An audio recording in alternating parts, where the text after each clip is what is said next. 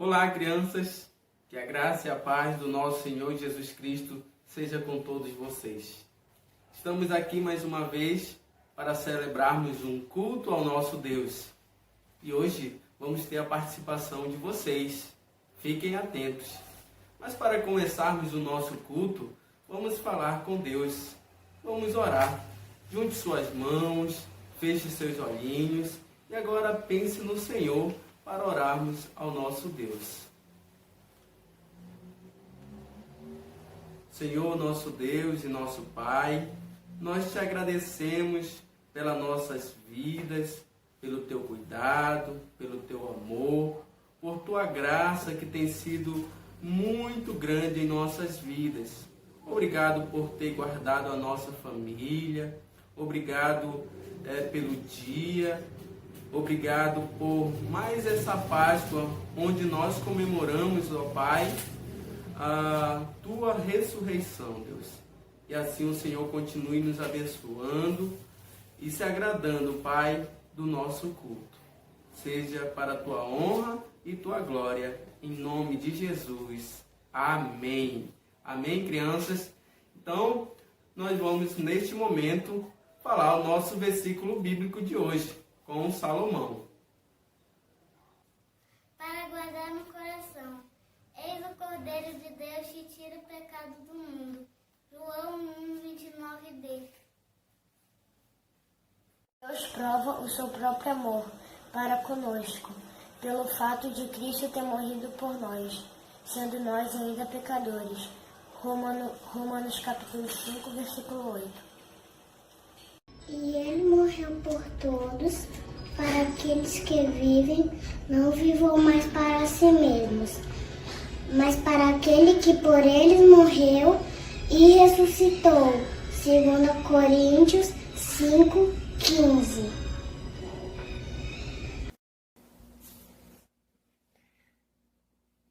Graças a Deus que nos deu vitória por meio do nosso Senhor Jesus Cristo. 1 Coríntios 15:57. Não há salvação em nenhum outro, porque abaixo do céu não existe nenhum outro nome dado entre os homens, pelo qual importa que sejamos salvos. Atos 4:12. Ninguém tem maior amor do que este de dar a alguém a própria vida em favor dos seus amigos. João 15:13. Mas Deus prova o seu próprio amor para conosco pelo fato de ter Cristo morrido por nós, sendo nós ainda pecadores. Romanos 5:8. Hoje é um dia especial, é o dia em que nós comemoramos a Páscoa. É isso mesmo, hoje nós comemoramos a ressurreição do Cordeiro de Deus, que tira o pecado do mundo. Então nós vamos continuar nosso culto louvando a Deus e vocês participarão conosco.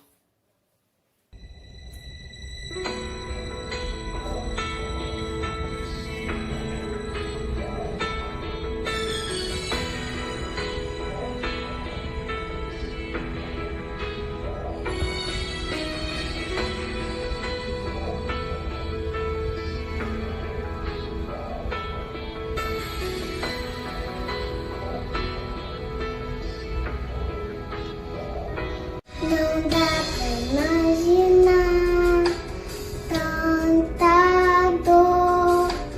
Tudo ele sofreu, foi por amor, por mim, por você, por mim, por você. Deus amou o mundo de tal maneira que entregou o único filho para que todos que nele quer não pereça, mas tenha vida eterna.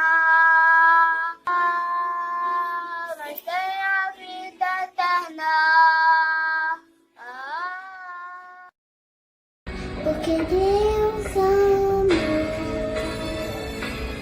o mundo de tal maneira que enviou seu único filho para que todo que nele crê não pereça, mas tenha vida eterna. Mas tenha vida eterna.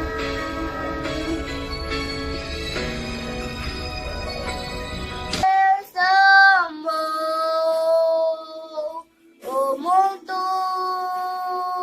de tal maneira que enviou o único filho para que todos que nele crê não pereça, mas tenha vida eterna. Mas tenha vida eterna.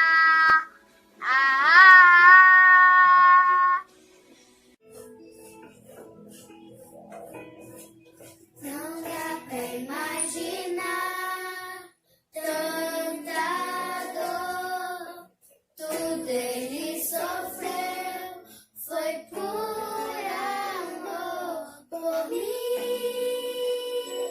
por você, por mim, por você. Deus amou o mundo de tal maneira que enviou seu único filho para que todo que nele crê não pereça, mas tenha vida eterna. Mas tenha vida eterna.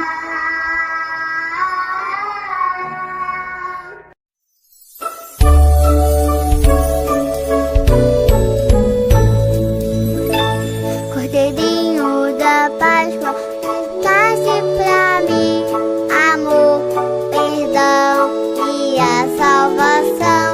Amor, perdão e a salvação. Cordeirinho da Páscoa, quem ele é? Jesus Cristo de Nazaré. Jesus Cristo de Nazaré.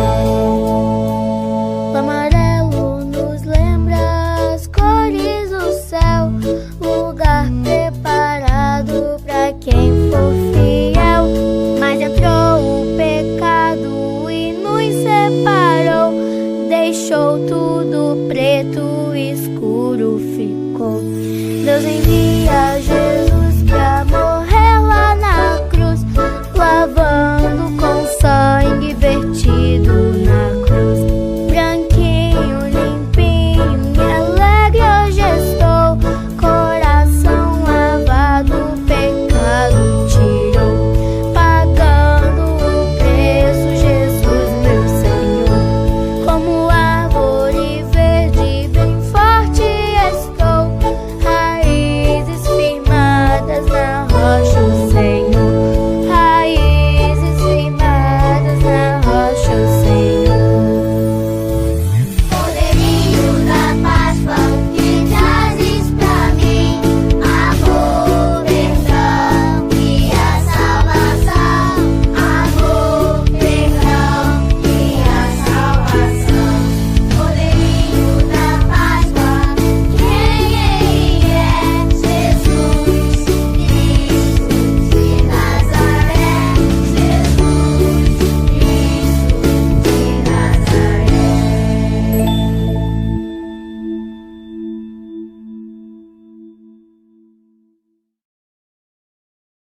Oi, crianças lindas do meu coração! A nossa mensagem de hoje fala sobre a primeira Páscoa do Egito a Canaã. A primeira Páscoa aconteceu há muito tempo atrás, quando o povo de Deus era escravo no Egito. Através do seu servo Moisés, Deus enviou 9 pragas sobre o Egito para que Faraó libertasse o seu povo. Mas o Faraó continuava com o seu coração endurecido. Então Deus falou com Moisés que mandaria a última praga, que seria a morte de todos os primogênitos do Egito. Primogênito é o primeiro filho. Todo primeiro filho, seja humano ou de animais que fosse egípcio, morreria naquela noite. Depois disso, Deus pediu a Moisés que falasse ao povo. Todo o povo de Deus, o povo de Israel, deverá pegar um cordeirinho sem defeito algum. Vocês vão matar o cordeirinho e passar o sangue nas portas. Depois devem comer a carne do cordeiro com pães asmos, sem fermento e ervas amargas. É a Páscoa do Senhor. Quando o Senhor passar, os filhos e filhotes mais velhos morrerão. Mas, na casa que houver o sangue do cordeiro, ninguém morrerá. O povo de Deus obedeceu ao Senhor e nada de mal aconteceu. Mas os egípcios, eles sofreram muito com isso. Mas a gente se pergunta, por que matar um animal como um cordeirinho que não fez mal a ninguém? Que culpa ele tinha? Ele não tinha culpa de nada, mas ele simbolizava uma história que aconteceria muito tempo depois. Você sabe de que história eu estou falando? Eu estou falando da história de Jesus. Ele também foi morto sem ter culpa nenhuma. E aquele cordeirinho que foi sacrificado em cada casa do povo de Deus no Egito simbolizava e apontava para a morte de Jesus. E é por isso que ele é chamado de o Cordeiro de Deus. Sabe o que aconteceu depois da morte dos primogênitos? O faraó ficou arrasado e disse a Moisés que deixaria o povo ir embora para a terra prometida. O povo de Deus juntou suas coisas e saiu do Egito. Foi liberto da escravidão. E já que o cordeirinho simbolizava Cristo, isso significa que nós também fomos libertos da escravidão do nosso pecado. O pecado, quando toma conta do nosso coração, ele nos escraviza. E foi por isso que Jesus morreu, para nos libertar. Desde quando isso aconteceu com o povo de Israel, todos os anos eles comemoravam a festa que ficou conhecida como a Páscoa, ou seja, a passagem. Quando Jesus veio ao mundo, ainda se comemorava a Páscoa dos israelitas. Mas, após a vinda de Jesus, a festa da Páscoa passou a ser comemorada para lembrar que fomos libertos do pecado por meio de sua morte e ressurreição. Essa é a diferença entre Jesus e o Cordeirinho. Ele não permaneceu morto para sempre, mas voltou a viver, garantindo a nossa vitória. Essa é a nossa verdadeira Páscoa, a nossa passagem para a vida eterna. Na época da Páscoa, temos um feriado prolongado e muitas crianças e adultos também encantam-se com os chocolates. Mas os doces, os ovos ou o coelho não se relacionam com a verdadeira Páscoa mostrada na Palavra de Deus. O povo de Israel foi liberto para uma nova vida na Terra Prometida. E nós também fomos libertados para uma nova vida com Deus. Diante disso, devemos amá-lo com todo o nosso coração. De que forma?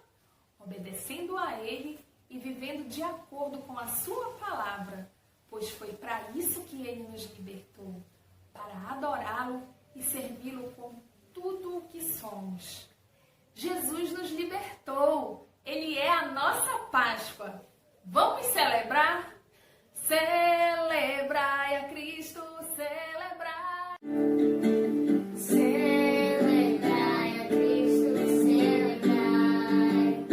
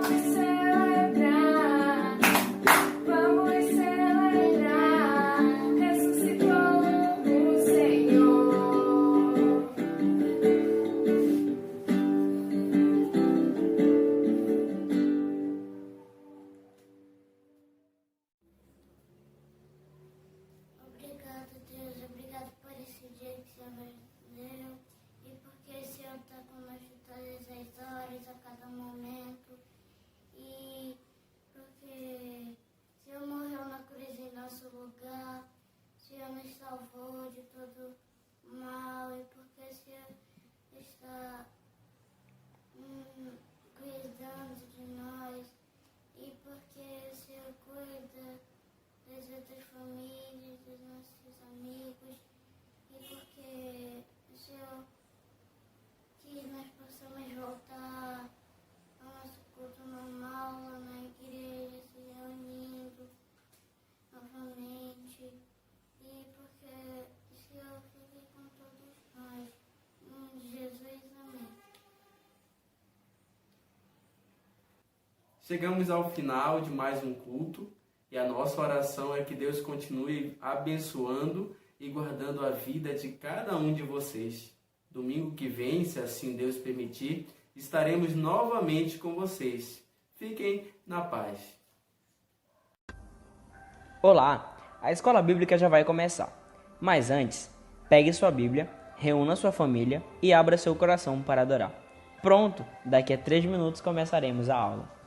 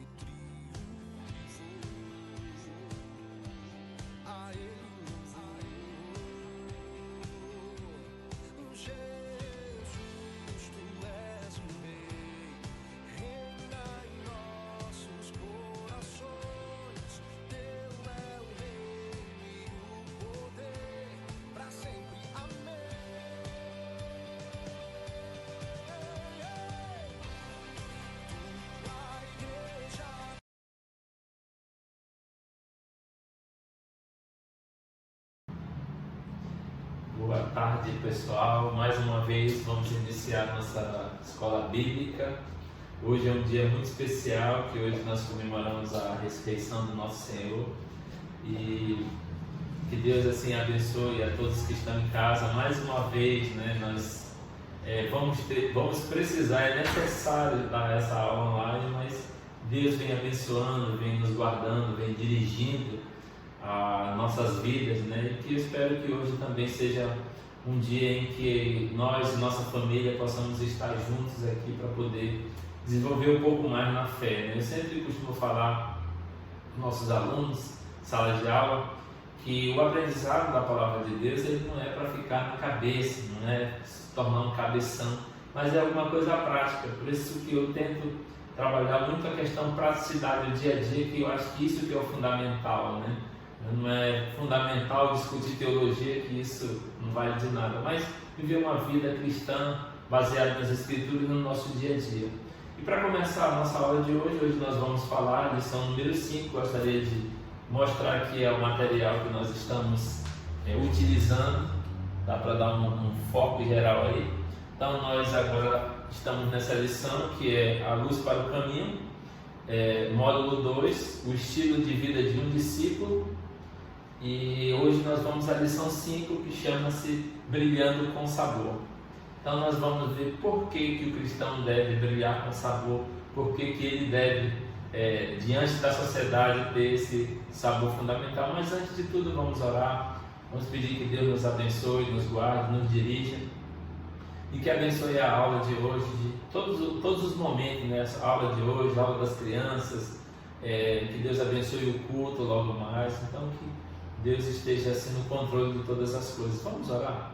Senhor Deus, muito obrigado por tua bondade, obrigado, Deus, por mais um momento que o Senhor separou para nós, para aprendermos de Ti, aprendermos da Tua palavra, aprendermos, Deus, que somos Teus e que nós temos uma função aqui nessa terra. Nossa função de modo nenhum, de maneira nenhuma deve ser uma função onde não tenha sentido, Deus, mas o Senhor, através da Tua palavra, veio mostrando, Pai, através de coisas palpáveis, em que possamos entender de fato quem nós somos, qual a nossa responsabilidade aqui.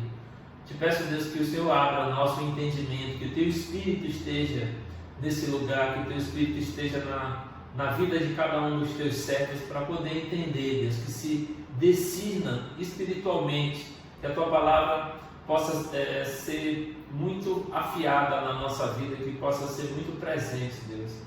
Pai, obrigado por mais uma vez o Senhor nos dá a alegria de estarmos comemorando mais uma Páscoa, Senhor, mais um momento em que nós celebramos porque lá no túmulo estava vazio e nós podemos hoje dizer e viver, Deus, essa ressurreição, que a Tua ressurreição trouxe vida a todos nós. Muito obrigado, Deus, porque o Senhor nos dá essa maravilhosa oportunidade de caminhar contigo e te servir. É o que eu te peço e te agradeço em nome de Jesus. Amém. Bem, irmãos, nós vamos trabalhar, como eu já falei, brilhando com sabor, e nós temos um texto base que é Mateus 5, de 13 a 16. Na verdade é uma sequência, né? A sequência da semana passada, que nós trabalhamos as bem-aventuranças, e as bem-aventuranças continua, né? Na verdade o Sermão do Monte ele continua em todo o capítulo 7, então são muitos versículos que fazem parte das bem-aventuranças. E assim que terminou na verdade o Sermão do Monte, e assim que terminou as bem-aventuranças, Jesus ele coloca 3 versículos para pensarmos um pouco mais. Jesus ele é muito fantástico, muito inteligente.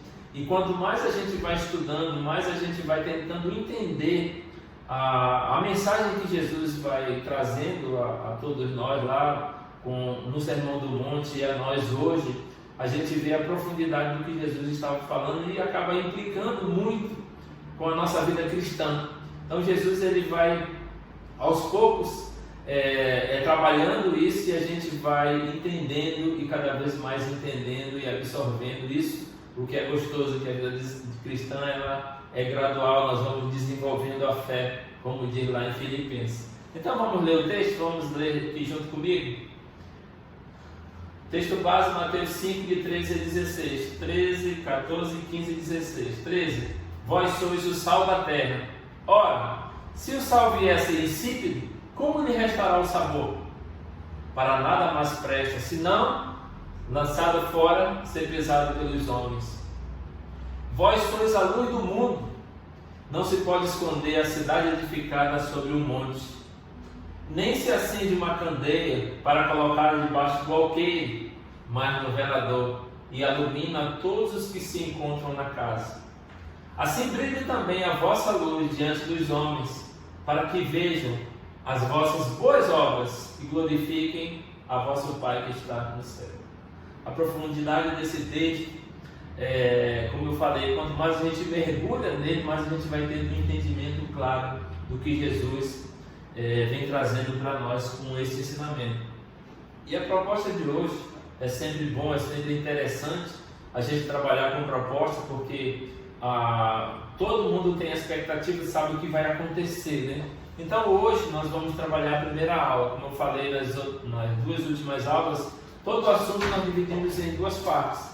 Então a primeira parte, que é a aula de hoje, é o que é ser sal e os seus desdobramentos. Semana que vem nós vamos trabalhar o que é ser luz e seus desdobramentos. Então o nosso assunto vai ser dividido em 2 aulas, e a proposta de hoje é ser sal e os seus desdobramentos. Vamos ver o que se quer dizer ser sal?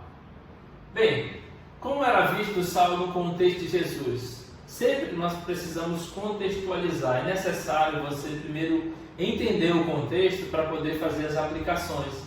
Então, no tempo de Jesus, que é período da antiguidade, o sal ele tinha 2 objetivos. Primeiro, ele dava sabor e tempero à comida. Então, o sal ele dava sabor. Uma comida sem sal nós conhecemos. Alguns gostam, né? Mas a grande maioria acha que precisa de um pouquinho de sal, que é para dar aquele gosto. Eu gosto muito, não muito, porque senão a pressão sobe. Mas num momento suficiente também ele dá tempero, ele dá sabor à comida. E o segundo objetivo do sal é conservar os alimentos naquele período de Jesus. Então nós temos aqui a imagem de uma carne seca, né, que os antigos, aqui na nossa região, acontecia muito com os peixes, né? Nossos pais, eu cansei de ver a minha mãe passar, como é que eles falavam, salmorar o peixe. Então botavam bastante sal e ela botava na geladeira, né? Mas no passado as pessoas botavam em vários outros locais, até no sol.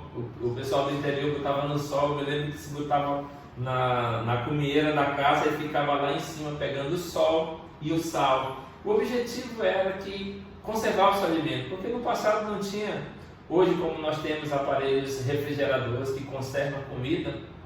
Então o sal no período de Jesus ele tinha esse objetivo, né, de conservar por muito tempo os alimentos e também dar esse tempero, né? Então Jesus ele utilizou esse elemento, na verdade 2, o sal e a luz, mas a luz só semana que vem, mas esse elemento do sal para a gente entender sobre tempero, entender sobre conservação, e ele faz essa aplicação na vida das pessoas, na vida do crente, na vida do servo de Deus.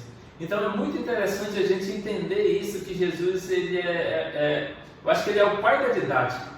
Alguém que foi mais didático, que usava coisas práticas do cotidiano para trazer um conhecimento, um ensinamento. Esse foi Jesus. Eu acho que por isso que é chamado de mestre dos mestres.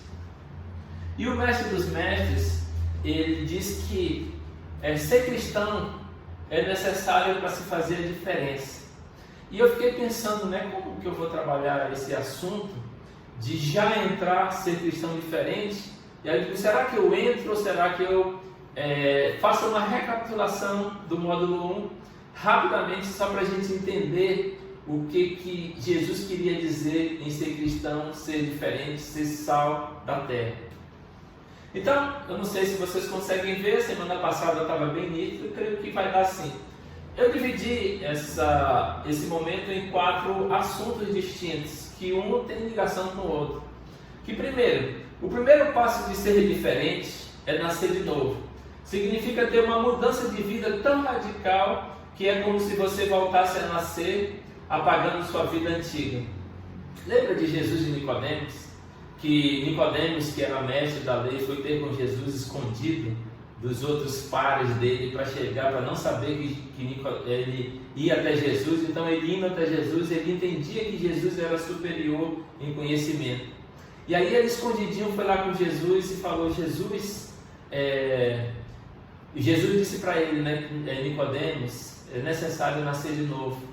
E o Nicodemos pensava que nascer de novo seria voltar ao ventre materno e nascer a segunda vez, mas Jesus estava falando de mudança de vida, de conhecer o Cristo e através desse conhecimento, entender esse conhecimento, entender a função de Jesus na humanidade, a questão da redenção, principalmente a redenção, que era o papel desse resgate, desse pagamento de uma dívida. Todos nós quando nascemos, desde o pecado original, desde Adão e Eva, nós nascemos em pecado. E aí, com essa herança de pecado, todos nós não tínhamos as condições, a raça humana não tinha condição de voltar-se a Deus. E por não ter condições de ir até Deus, Deus ele providenciou Jesus. Lá em Gênesis 3,15 está falando que o descendente da mulher. Então, bem no início, bem no Éden, assim que houve o pecado original, Deus já providenciou o resgate desse pecado original, já providenciou a possibilidade de o ser humano estar se dirigindo a Deus. Porque nesse momento a teologia diz que Deus ele ficou irado contra a raça humana. É como se tivesse uma parede que separasse todos os seres humanos de Deus. Então os seres humanos, querendo se voltar para Deus, eles se esbarravam naquela parede, não poderiam ir.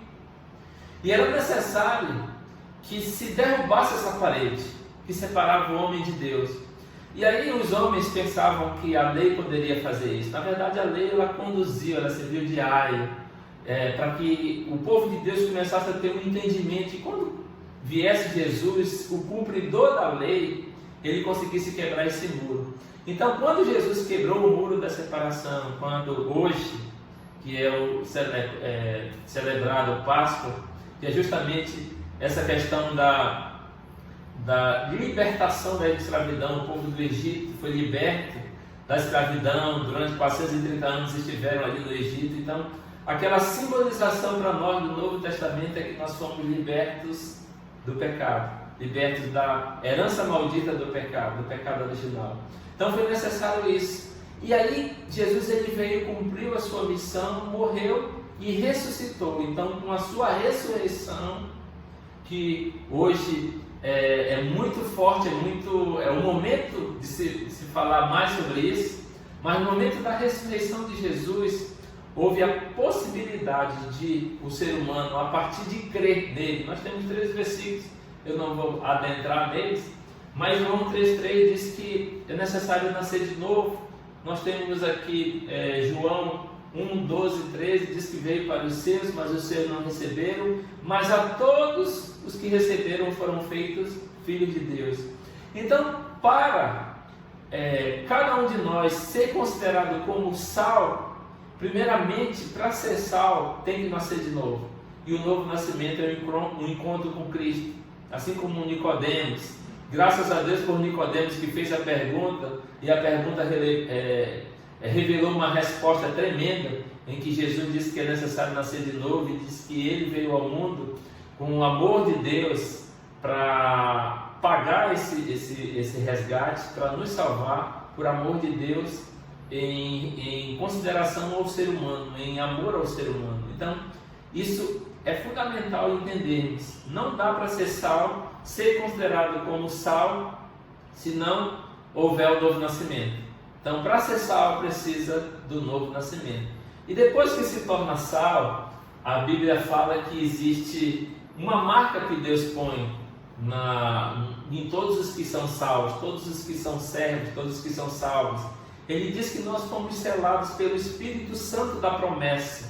Então, em Efésios 1:14 diz que ele selou. É como se eu comprei, eu redimi, eu paguei o preço pelo resgate do meu povo, do sal, dos crentes. Depois de eu pagar, eu coloquei uma marca neles. Na verdade, eu entrei neles. O Espírito Santo de Deus entrou e habitou em nós. E a partir do momento que ele veio e habitou em nós, teve uma mudança de vida. Não somos mais criaturas, agora nós somos filhos. Então nós somos, as coisas velhas elas passaram. A Bíblia diz que se fizeram novas. Tudo que a gente fez no passado, a nossa vida pregressa, sem Deus, sem ter conhecido essa redenção de Deus, através do novo nascimento, nós conseguimos mudar a nossa vida. Nós tivemos mudança de vida, mudança de caminho, uma mudança de rota. E a partir dessa mudança, nós começamos a desenvolver uma fé com possibilidade de escolher entre pecar ou não. No passado, a Bíblia diz que nós éramos escravos do pecado. nós estávamos no reino de Satanás, mas Jesus ele nos libertou e nos transportou para o reino do Filho do seu amor. Então, diz o texto bíblico, então, Deus ele nos libertou através de Jesus e nos transportou para o novo reino, e a partir de então fazemos parte de um novo reino. Então, tudo que aconteceu na vida pregressa foi sanado, foi pago, não devemos absolutamente mais nada. Então, nascemos de novo, o Espírito Santo habita em nós, tudo que nós fizemos no passado foi apagado, no sentido de pecado. A partir de então, nós temos a possibilidade de escolher entre pecar ou não. Antes não, agora sim. Agora, diante de uma tentação que me vem, eu posso escolher pecar ou não. Eu posso dizer não. É possível através da liberdade em Cristo Jesus. No passado não se podia dizer não porque se era escravo. Então hoje, com essa liberdade, nós temos a possibilidade de dizer não ao pecado, dizer não através do Espírito Santo que habita em nós, que nos dá essa força, essa possibilidade, esse poder de escolha. Aí entra o livre-arbítrio nesse sentido.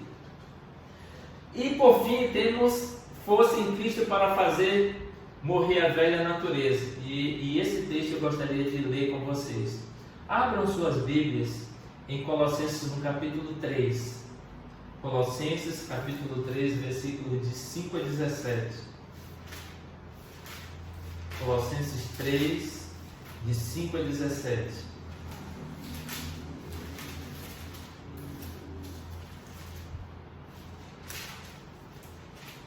Aí entra o que nós chamamos de santificação, um processo de santificação.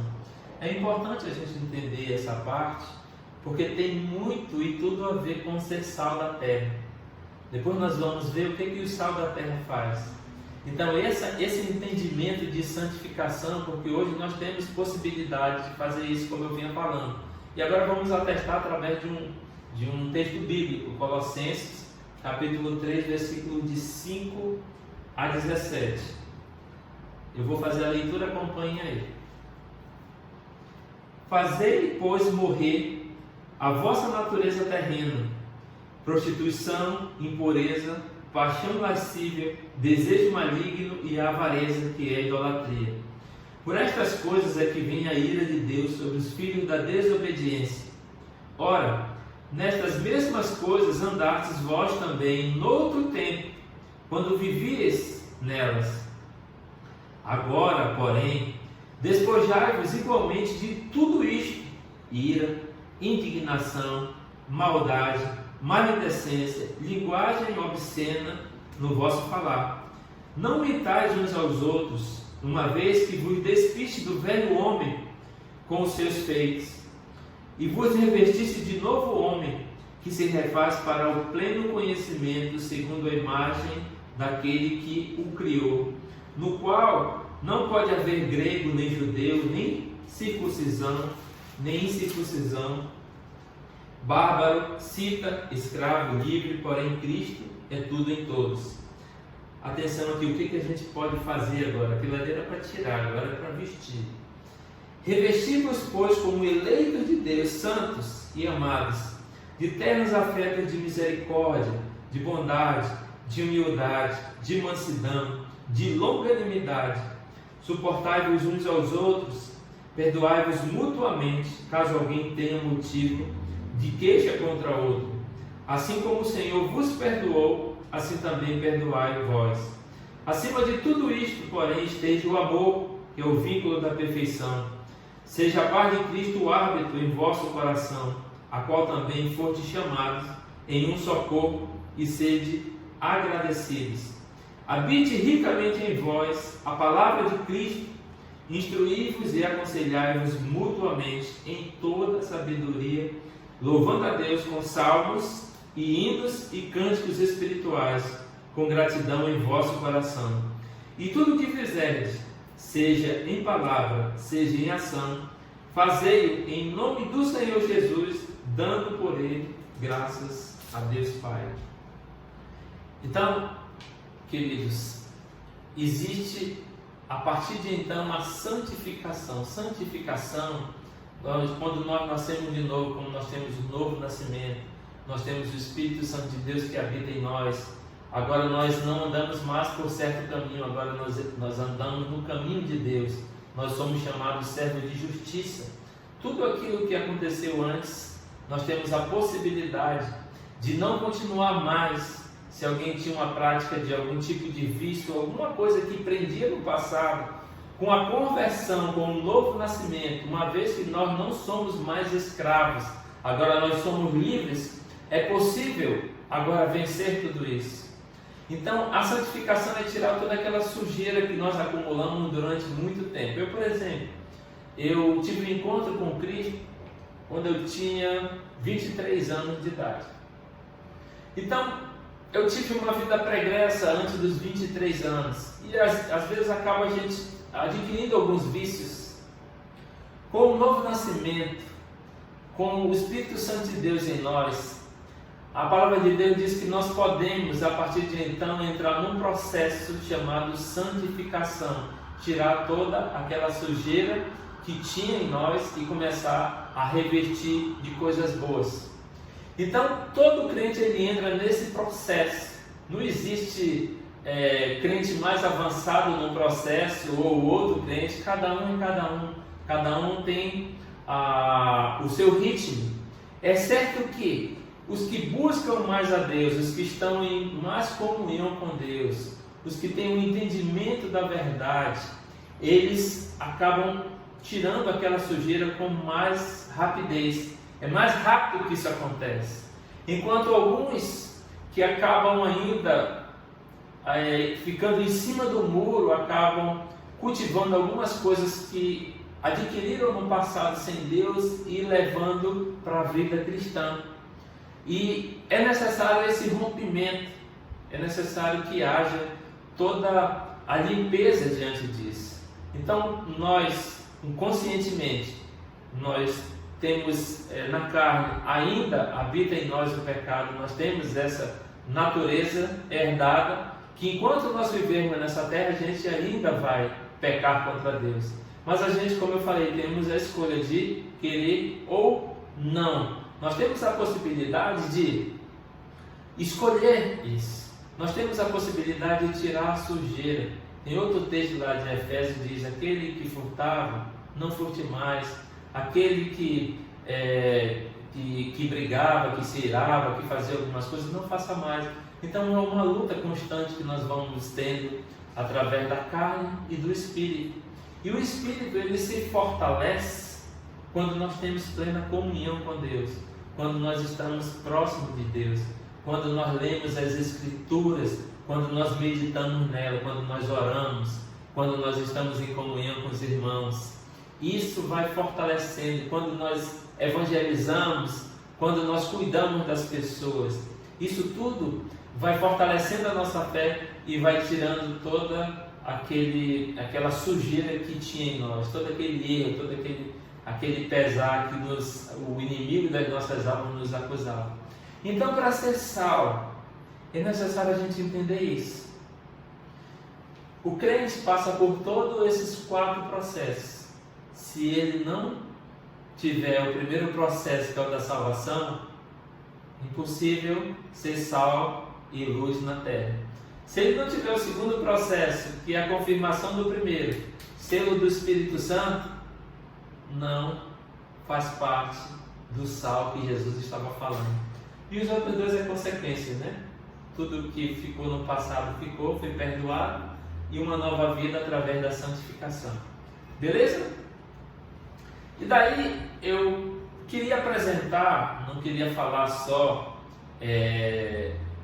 de um acontecimento, porque no abstrato a gente acaba não absorvendo muito. E eu queria trazer para o concreto. Eu acho que o concreto ele é muito importante para a gente entender, né? Então vamos trazer para o concreto. Como agem os que são sal da terra? Então nós podemos pensar em Sadraque, Mesaque e Abednego, que eles não se ajoelharam à estátua de Nabucodonosor. Vocês lembram dessa história?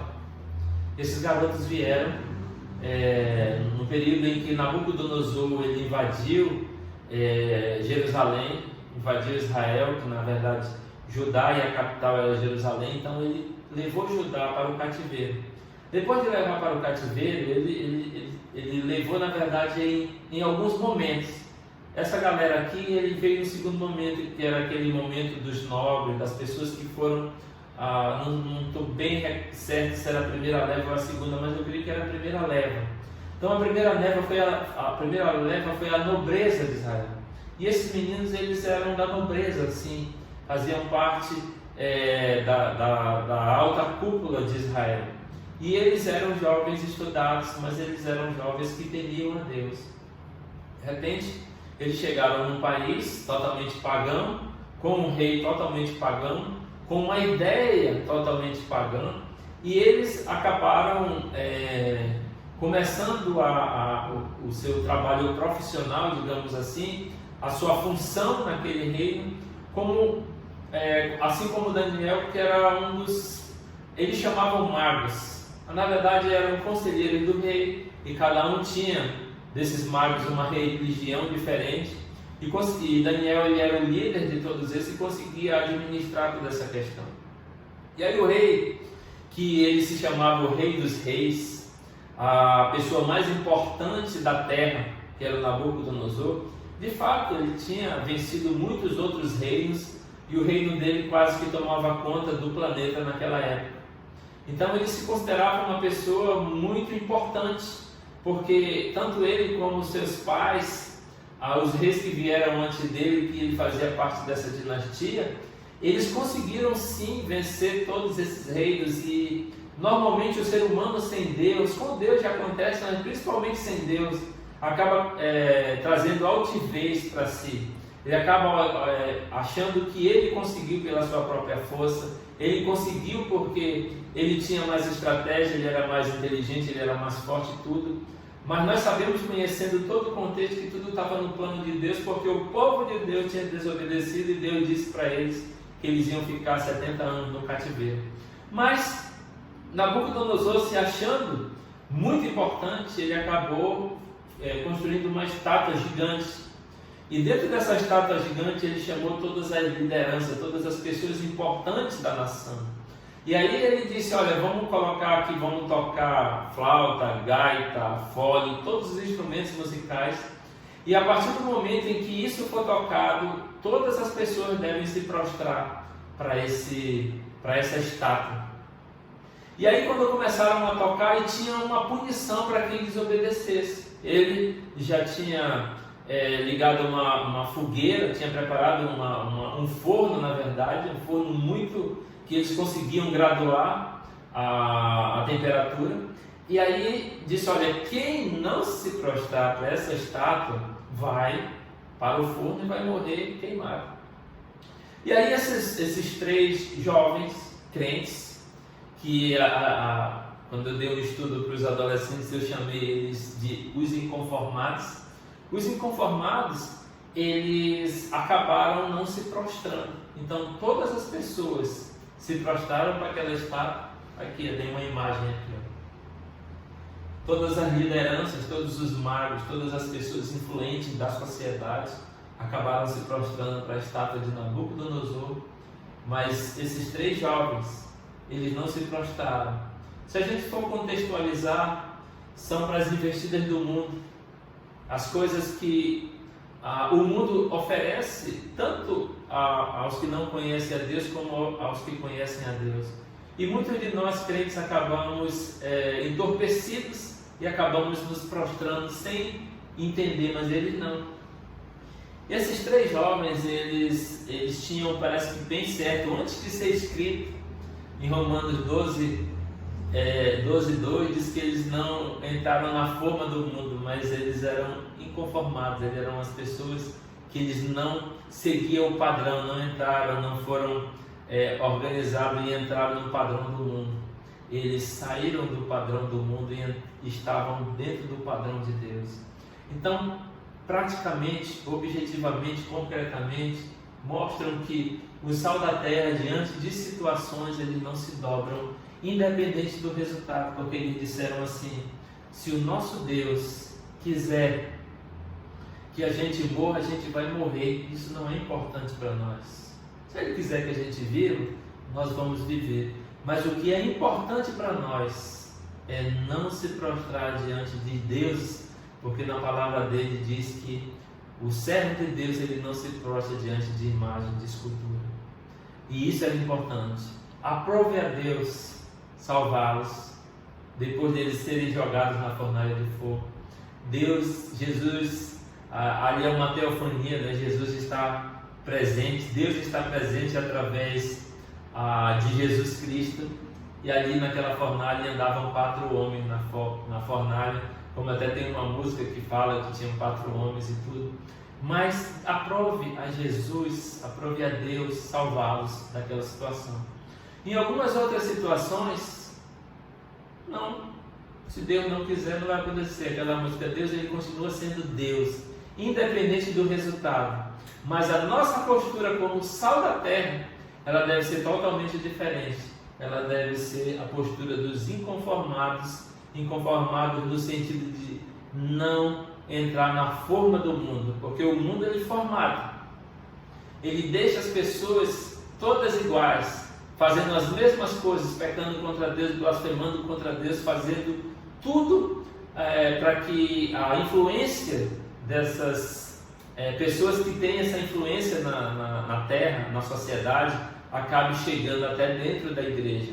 E muitos crentes acabam, quando não estão em comunhão com Deus plena, verdadeira, sincera, acabam sendo influenciados. Mas os inconformados não.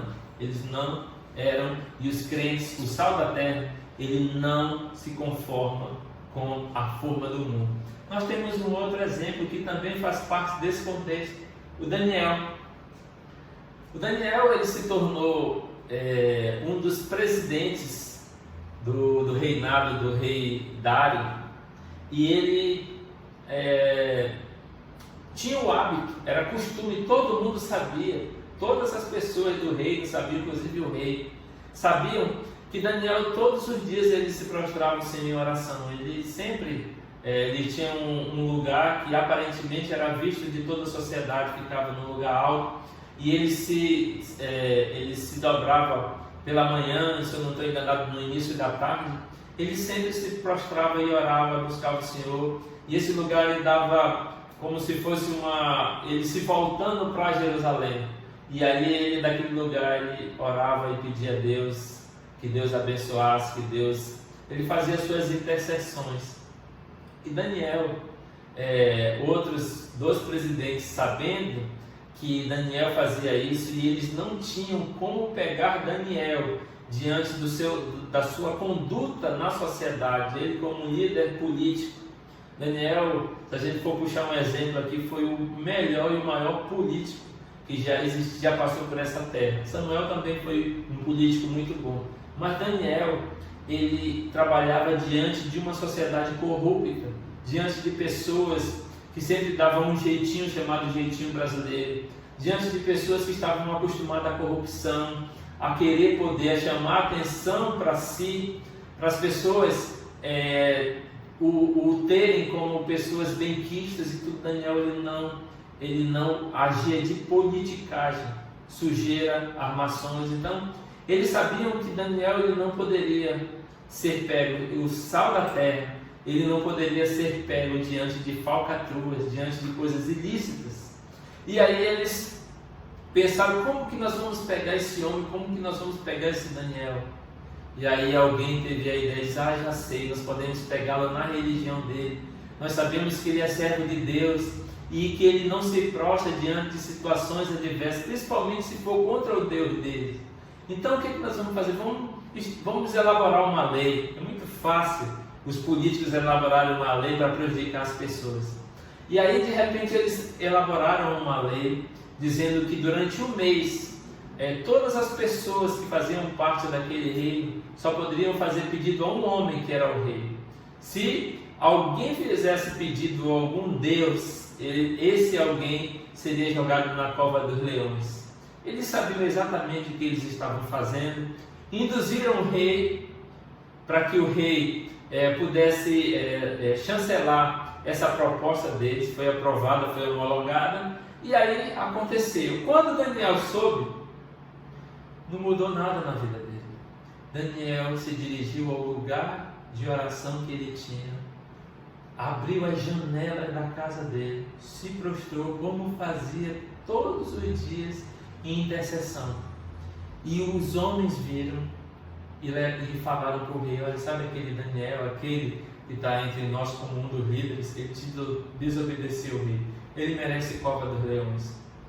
E o rei, sabendo que uma vez assinado o decreto, era impossível revogar, então o Daniel teria que passar pelaquela situação das covas dos leões. Daniel também não sabia o resultado. Nós sabemos o que aconteceu porque nós temos a Bíblia para ter conhecimento sobre isso. Mas Daniel não sabia nada do que iria acontecer. Ele simplesmente foi fiel a Deus. Diante das circunstâncias, diante de tudo o que aconteceu, para ele pouco importava a consequência. O mais importante era ele ser sal na terra. Ele servia a Deus de todo o seu coração.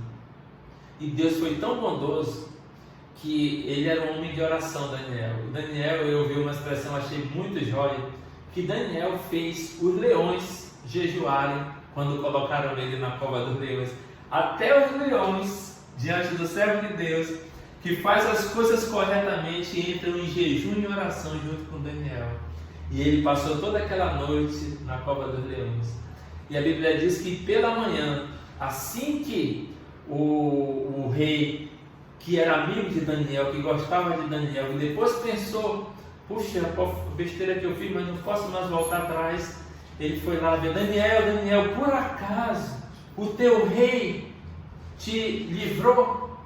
Aí o Daniel disse: eis-me aqui, meu rei, estou aqui, o meu Deus me livrou. E ele tirou Daniel da cova dos leões, e o rei, muito indignado, colocou aqueles leões, colocou aqueles homens que instituíram aquela lei contra Daniel e colocou lá na cova dos leões. E diz o texto que antes deles tocarem o chão, os leões saíram do jejum e abocanharam e mataram todos eles.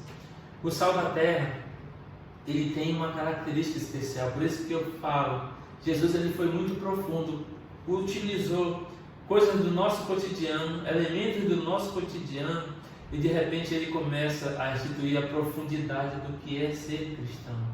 Nós temos mais um exemplo do que é ser sal da terra. Nós temos o exemplo de Estevão. Uma vez que Estevão conheceu a Jesus, uma vez que ele foi salvo, que ele nasceu de novo, era impossível Estevão ficar calado diante das heresias. Os líderes, o Sinédrio, os líderes do povo, continuavam ainda pensando que o Messias um dia viria e o Messias seria totalmente diferente de Cristo. E que o que vigorava era a lei, o que vigorava era cumprir os mandamentos. No mais, não interessava nada. Mas Estevão, a Bíblia diz, cheio do Espírito Santo.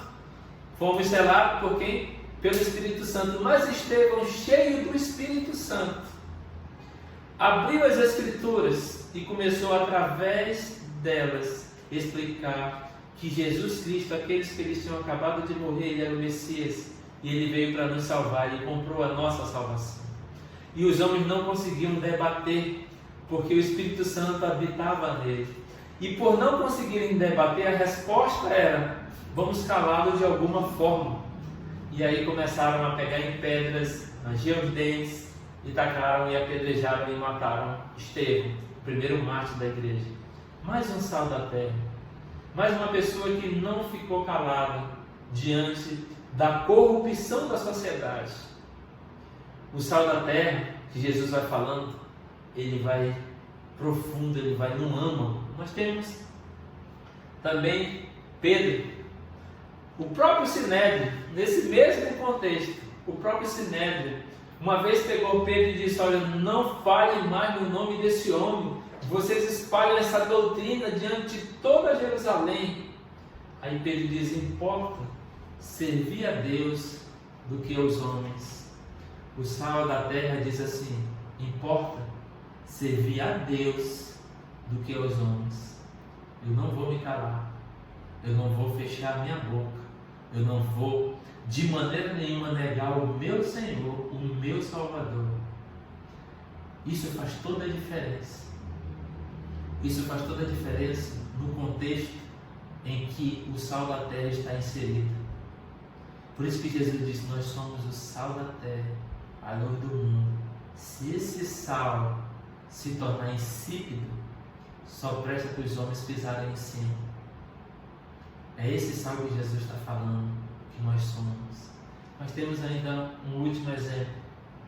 O apóstolo Paulo, quando ele estava pregando a palavra e os homens não conseguiam resistir Paulo, assim como Estevão, o conhecimento, o Espírito Santo de Deus, tinham revolta.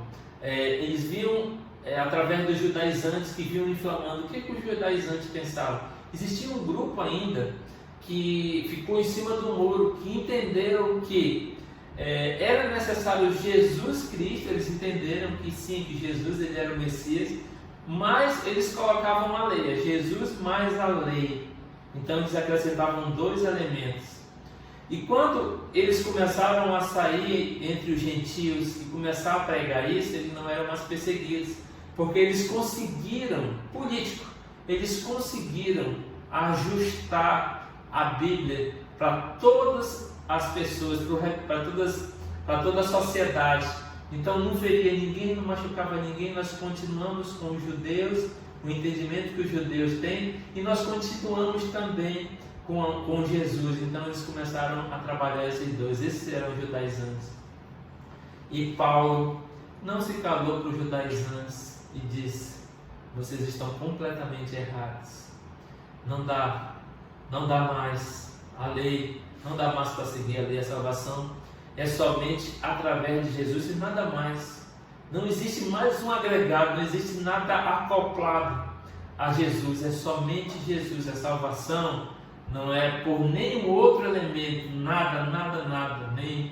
Nem eu não vou citar aqui, mas ninguém pode agregar-se a Cristo para a salvação. É somente Jesus Cristo. Ele que foi comissionado para morrer pelos nossos pecados, comprar a nossa salvação e nos dar gratuitamente.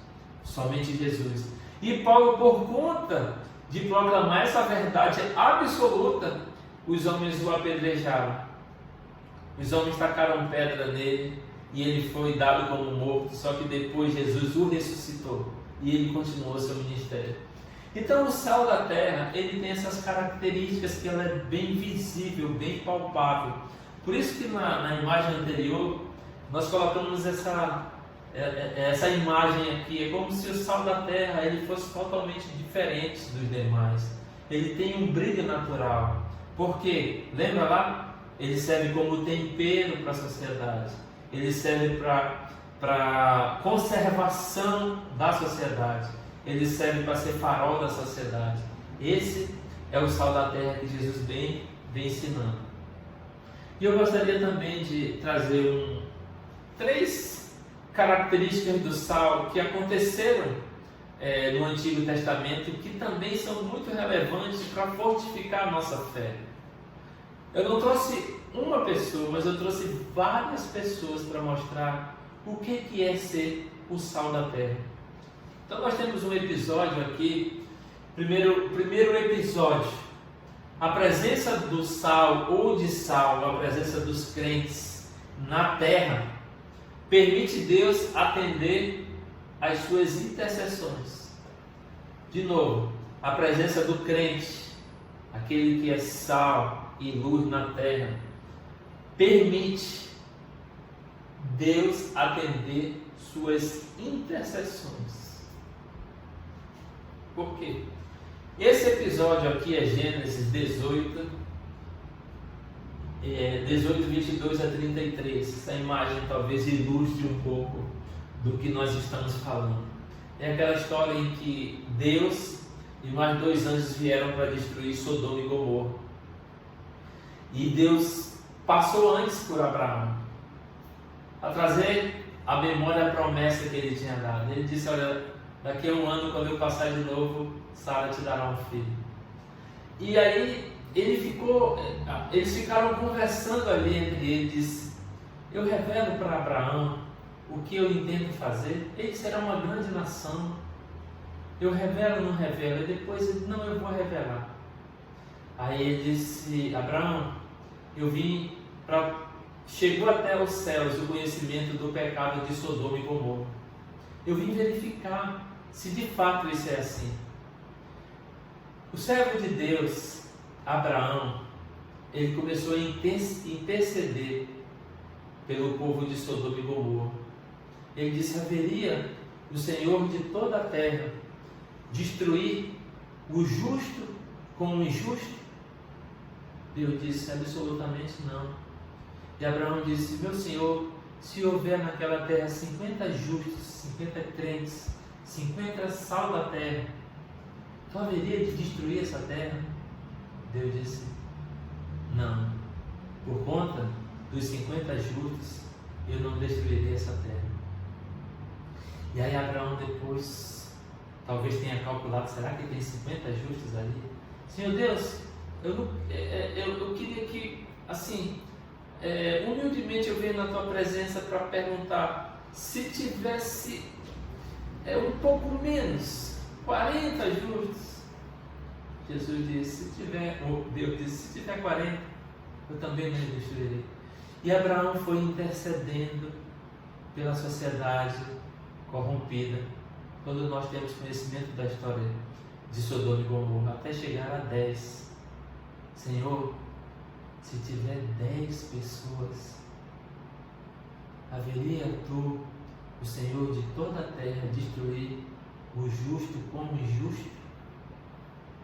E Deus diz, se tiver 10 pessoas em Sodoma e Gomorra, eu não destruirei aquele lugar. Isso mostra para nós claramente que o povo de Deus, ele pode interceder por uma sociedade corrompida.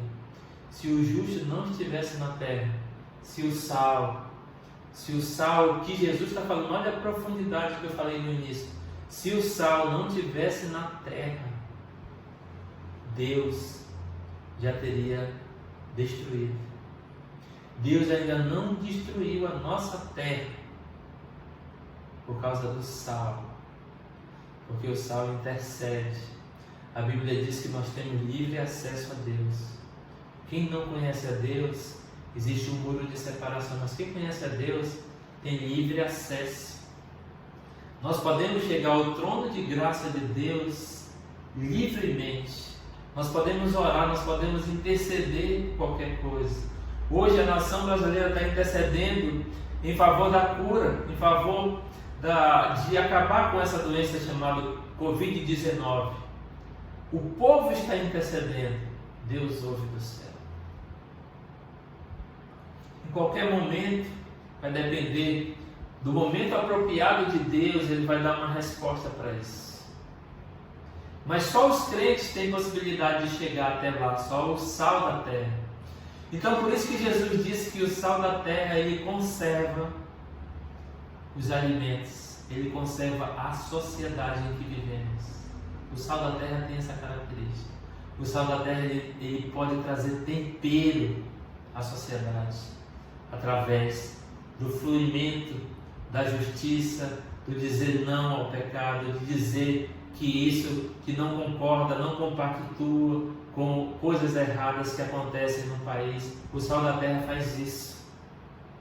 Segundo, a presença do sal na terra evita a deteriorização da sociedade. Isso está em Gênesis 19, de 1 a 9. E eu gostaria de ler com vocês. Eu sei que meu tempo já foi para o espaço, mas eu gostaria de ler. Diz assim o texto bíblico: ao anoitecer vieram 2 anjos a Sodoma, e cuja entrada estava Ló assentado. Este, quando os viu, levantou-se e, indo ao seu encontro, prostrou-se rosto em terra. E disse-lhes: eis agora, meus senhores, vinde para a casa do vosso servo, pernoitai nela e lavai os pés. Levantar-vos-ei de madrugada e seguireis o vosso caminho. Responderam eles: não, passaremos a noite na praça. Eles tinham o objetivo de saber a reação da população de Sodoma e Gomorra. Depois instou-lhe muito e foram e entraram na casa dele. E deu-lhes um banquete, fez assar alguns pães asmos e eles comeram. Mas antes que se deitassem, os homens daquela cidade cercaram a casa. Os homens de Sodoma, tanto os moços como os velhos, e sim, todo o povo de todos os lados. Observe essa história. E chamaram por Ló e lhe disseram: onde estão os homens que à noitinha entraram na tua casa? Traz-os para fora, para que abusemos deles. Saiu-lhes então Ló à porta, fechou-a após si e lhes disse: rogo-vos, meus irmãos, que não façais mal. Tenho 2 filhas virgens e vou-las trarei. Tratai-a como vos parecer, porém nada façais a estes homens, porquanto se acham sob a proteção de meu teto. Eles, porém, disseram: retira-te daí. E acrescentaram: olha só o que os homens falaram de Ló. Só ele é estrangeiro. Veio morar entre nós e pretende ser juiz em tudo. A ti, pois, faremos pior do que a eles. E arremessaram-se contra o homem, contra Ló, e chegaram para arrombar a porta. Olha o que a sociedade da época de Ló diz sobre ele. Ele quer ser juiz. Tudo ele quer dizer o que é certo e o que é errado. O sal da terra não tem essa característica? Dizer para a sociedade o que é certo e o que é errado. Se o sal da terra não estivesse na terra, como é que seria essa terra? Como é que seria a nossa sociedade? Decaída pelo pecado, prostrada diante de tantos erros e sem um farol, sem uma luz, sem ninguém que pudesse salgar, que desse um tempero, que desse um equilíbrio na sociedade. Seria algo totalmente destrutivo, né? E em terceiro lugar, a presença do sal na terra, a presença dos crentes na terra, permite Deus usá-los para a proclamação das boas novas de salvação. Essa é a história de Jonas. Vocês lembram da história de Jonas? Eu vou ler com vocês. Eu acho que é muito interessante a gente ler a história de Jonas. Disse a palavra do Senhor. Jonas 3, de 1 a 10.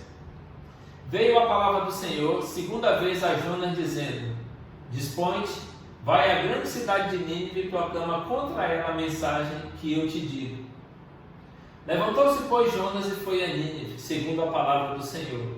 Ora, Nínive era cidade muito importante diante de Deus e de 3 dias para percorrê-la. Começou Jonas a percorrer a cidade, caminho de um dia e pregava. Os ninivitas creram em Deus e proclamaram um jejum e vestiram-se de panos de saco, desde o maior até o menor.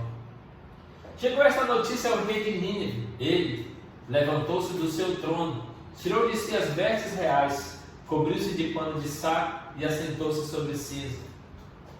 E fez-se proclamar e divulgar em Nínive, por mandato do rei e seus grandes: nem homens, nem animais, nem bois, nem ovelhas, provem alguma coisa, nem os levem ao pátio, nem bebam água,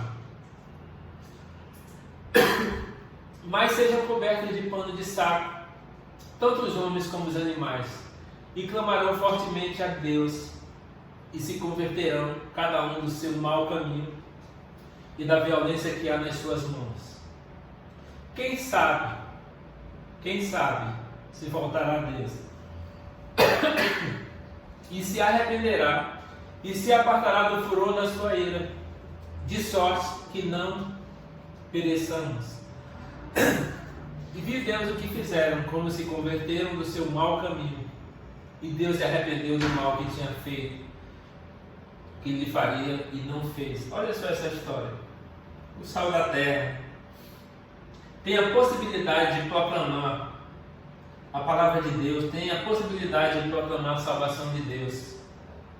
Somente os crentes, somente os servos de Deus, somente os nascidos de novo têm a possibilidade de chegar em qualquer terra, seja em Nínive, seja em Manaus, seja em qualquer lugar, eles têm a possibilidade de proclamar as verdades de Deus.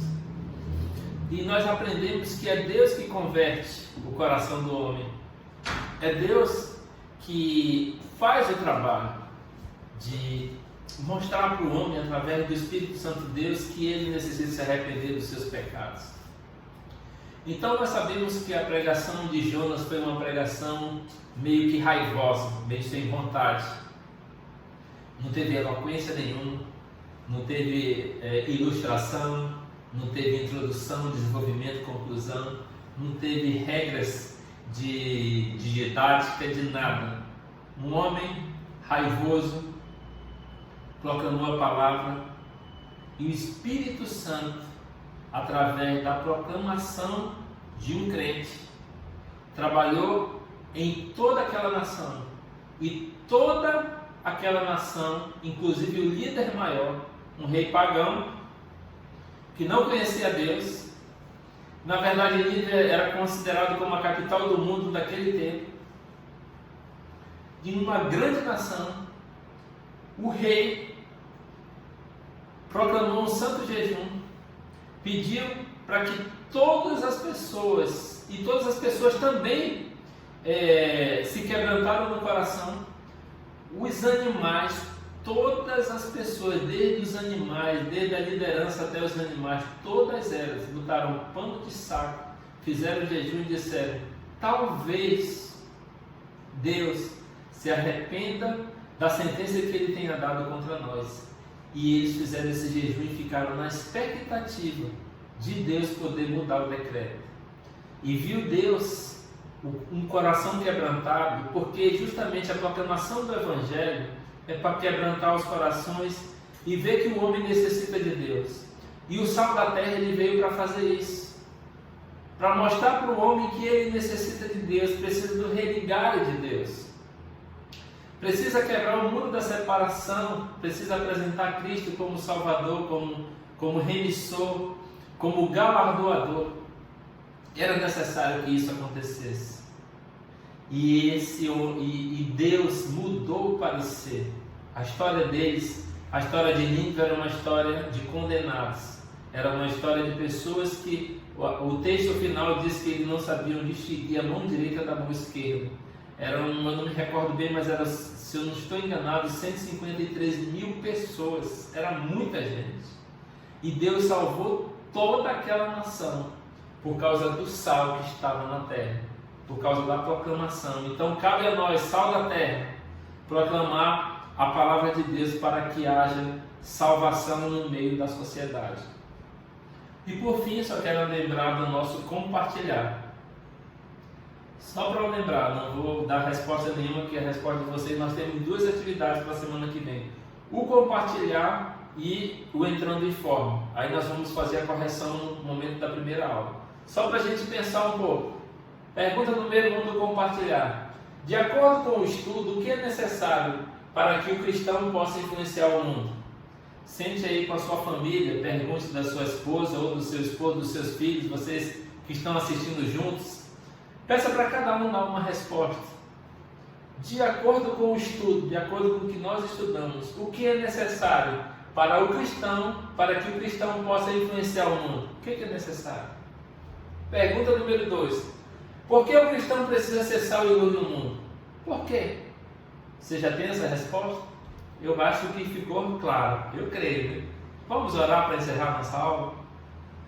Senhor, obrigado por Tua palavra, que ela seja viva e eficaz na nossa vida, que ela seja prática, Deus, seja objetiva, que sirva para o nosso dia a dia, para a nossa prática diária, que tudo isso que o Senhor vem nos ensinando através da Tua palavra, que ela seja verdade na nossa vida, que ela nos faça ter um estilo de vida, a semelhança de Jesus, que possamos ser cristãos mesmo, pequenos cristos. Pai, nos abençoa, muito obrigado por esse momento que o Senhor separou para cultuarmos a Ti, Pai. Perdoa nossas faltas e nossos pecados, é o que eu te peço e te agradeço em nome de Jesus. Amém. Mais uma